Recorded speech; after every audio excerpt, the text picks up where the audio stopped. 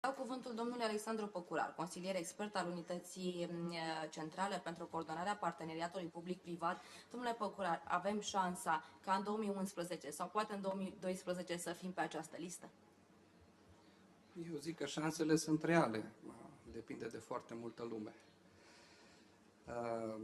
În primul rând doresc să vă mulțumesc pentru invitație și aș începe cu câteva detalii privind funcționarea Unității Centrale pentru Coordonarea Parteneriatului Public-Privat, o unitate care sperăm noi în viitor să aibă un rol deosebit în inițierea, demararea, derularea acestor parteneriate de natură public-privată. Coordonarea și monitorizarea centralizată a derulării proiectelor de parteneriat public-privat se realizează de către Unitatea Centrală pentru Coordonarea Parteneriatului Public-Privat, care a fost înființată prin hotărârea Guvernului numărul 208 pe 2005 privind organizarea și funcționarea Ministerului Finanțelor Publice și a fost reorganizată potrivit hotărârii Guvernului numărul 34 pe 2009 privind organizarea și funcționarea aceluiași minister. Unitatea Centrală s-a reorganizat la nivel de direcție generală în subordinea Secretariatului General al Guvernului și are rolul de instituție centrală în domeniul proiectelor de parteneriat public-privat, având ca atribuție principală îndrumarea și monitorizarea partenerilor publici și a investitorilor privați interesați în activitatea de organizare și derulare a unui proiect de parteneriat public-privat în condițiile legii.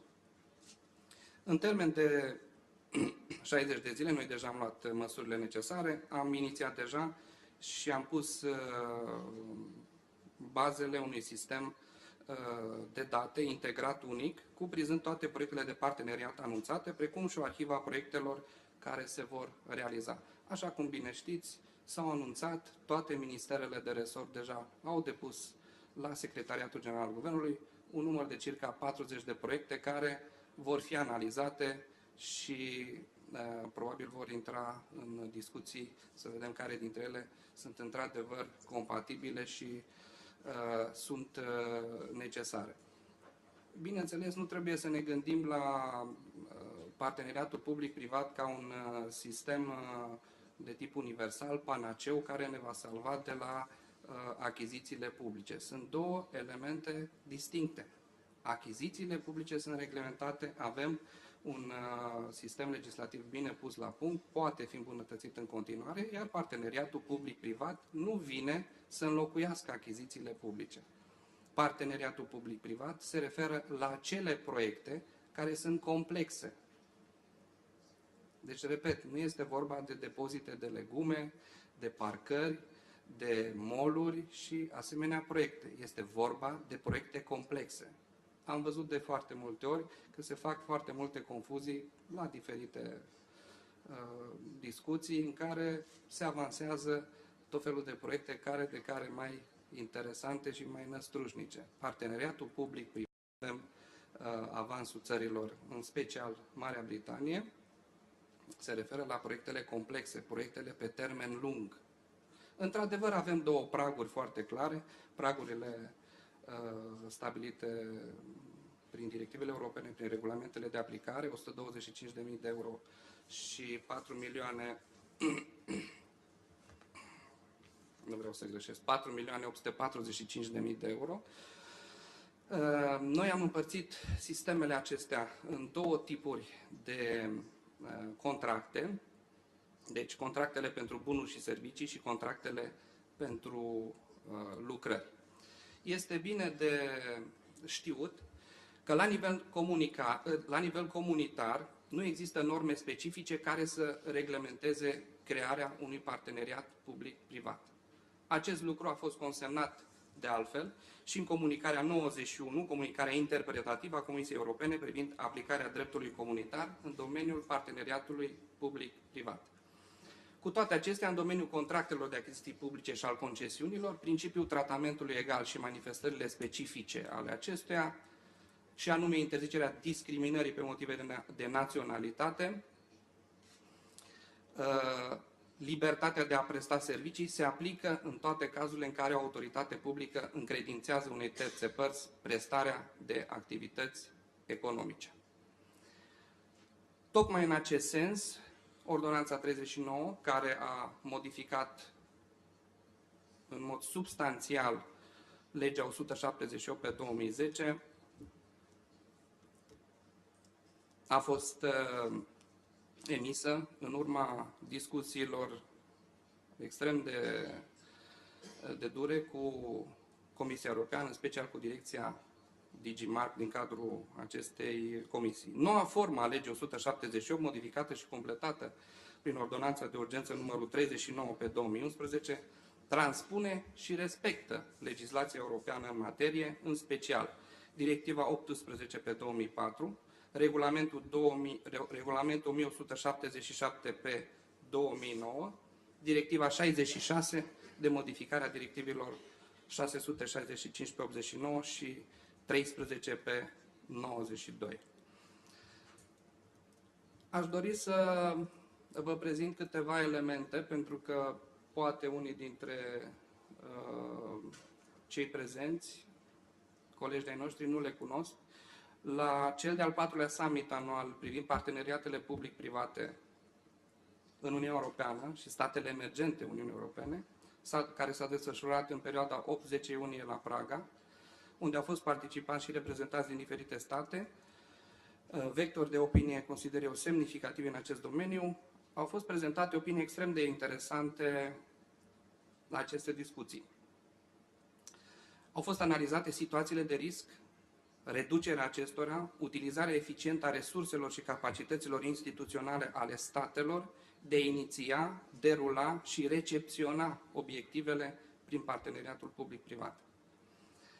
Aș dori să menționez aici pe domnul David Bortwich, reprezentantul firmei Marsh din Marea Britanie, care s-a referit la coordonatele în care un proiect de investiții este eligibil pentru a fi realizat în parteneriat public-privat. A făcut referiri deosebite privind la importanța studiului de prefezabilitate și fezabilitate. Domnul Jeffrey Hamilton, director al Diviziei de Cooperare Parteneriate din cadrul UNECE, a prezentat inițiativa privind înființarea centrelor internaționale de excelență în domeniul parteneriatului public-private, unde România deja este prezentă. Iată deja că intrăm totuși pe o listă. Da? Deci deja suntem acolo, s-au inițiat discuții și România va avea un centru de excelență care are în primul rând rolul de a concentra specialiști, experți din acest domeniu. Domnul Lucas Rozanski, oficial în cadrul direcției DigiMarkt al Comisiei Europene, a pus accentul pe înființarea și funcționarea parteneriatului public-privat și a transmis faptul că, din punct de vedere al Comisiei Europene, printr-un contract de parteneriat public-privat se înțelege o cooperare între parteneri din domeniul public și cel privat, care înființează o entitate cu capital mixt, având ca obiect de activitate executarea contractelor publice. Și nu în ultimul rând, domnul John Davy, președintele Companiei de Comerț și Investiții din Marea Britanie, șeful grupului de consiliere a parteneriatului public-privat în Marea Britanie, a pus accentul pe riscurile datorate schimbărilor politice, având ca și cauză stoparea finanțării proiectelor aflate în derulare. V-am enunțat câteva repere privind discuțiile la acest summit, pentru că parteneriatul public-privat trebuie privit ca o metodă prin care investitorii nu numai din România, ci investitori din toată Uniunea Europeană și nu numai, pot să participe la atribuirea acestor contracte. Absolut toți vorbitorii au fost de acord cu faptul că prima condiție pentru a vorbi, și asta se aplică în special și la noi în țară, pentru a putea vorbi despre un proiect de parteneriat public-privat, trebuie să existe specialiști de care partenerii public trebuie să aibă la dispoziție. Fără specialiștii care deja sunt pregătiți în acest domeniu, nu cred că putem discuta prea mult și iniția, în fapt, un asemenea parteneriat. Este vorba de proiecte extrem de complexe, în special prin legea 178, cele două proceduri, procedura deschisă, procedura de dialog competitiv, proiectele complexe, mai mult ca sigur că vor fi derulate în baza unei selecții ce are la bază dialogul competitiv. Este vorba de o evaluare prealabilă, deci se face prin 2 etape, și, o negociere și după aceea selecția. Aceste proiecte sunt proiecte care se discută, de aceea îi se și spune dialog competitiv, se discută cu toți investitorii privați. Nu trebuie să ne așteptăm că pentru un proiect au să vină investitori doar din țara noastră, au să vină investitori din orice țări emergente, investitori care sunt interesați pentru a derula asemenea parteneriate. Negocierile vor fi extrem de complexe, având la bază o temă în special tehnică. Deci este nevoie de specialiști. România are nevoie de specialiști, avem nevoie de consultanță.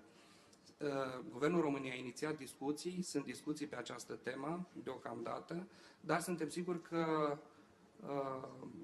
temele pe care mi le-am făcut până în prezent, nu mai avem hotărârea de guvern cu normele metodologice de aplicare în urma inserării ordonanței 39. Aceste norme, în foarte scurt timp, din punctul nostru de vedere, au să fie și ele adoptate și publicate, după care următorul pas, în mod sigur, au să fie acele întâlniri cu toți cei care vor dori să se specializeze, să învețe, să intre în acest club deosebit de select al țărilor care deja au inițiat parteneriate și care deja au rezultate foarte bune. Mulțumesc mult!